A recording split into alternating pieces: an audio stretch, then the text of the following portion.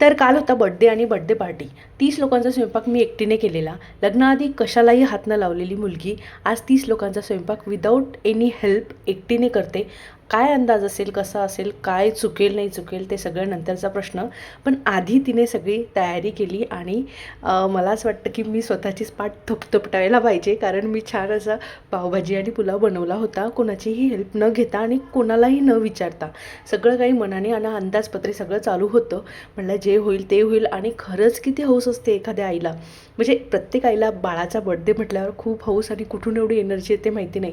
म्हणजे मी हे विचारही केलेलं नव्हतं की मी हे असं काहीतरी करेल किंवा असं प्लॅनिंगमध्ये नव्हतं. सगळं वेळेवर ठरलं आणि खूप सुंदर अशी पावभाजी झाली होती. पुलावमध्ये थोडीशी गडबड झाली, पण म्हटलं इट्स ओके, फर्स्ट टाईम होतं म्हणून ठीक आहे. तर छान अशी बड्डे पार्टी झाली. माझी बड्डे गर्ल इतकी क्यूट दिसत होती ना काल. नंतर तिचा खूप मूड ऑफ झाला. जेवण वगैरे केलं, छोटी छोटी मुलं जेवली आणि काही मोठी माणसंही जेवली आणि असं संपला माझी गोडगोड दिवस. चला भेटूया नेक्स्ट व्लॉगमध्ये. तोपर्यंत बाय बाय.